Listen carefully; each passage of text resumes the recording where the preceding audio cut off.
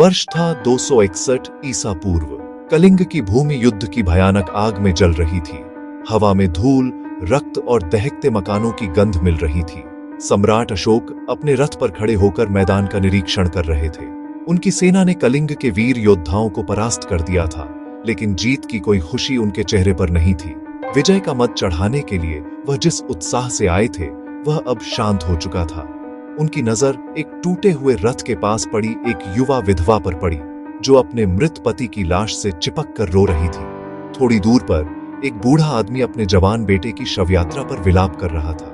एक छोटा बच्चा, जिसकी आंखों में भविष्य के प्रति डर था, एक मृत सैनिक के पास खड़ा था, शायद अपने पिता को ढूंढ रहा था। यह दृश्य देखकर अशोक का हृदय द्रवित हो उठा। उन्होंने स्वयं को लाखों मौतों, बर्बाद हुए परिवारों और लावारिस हुए बच्चों का जिम्मेदार पाया। उनकी इस विजय ने न जाने कितने ही घर उजाड़ दिए थे। यह युद्ध किसी सिद्धांत के लिए नहीं, बल्कि महत्वाकांक्षा और साम्राज्य विस्तार की लालसा के लिए लड़ा गया था।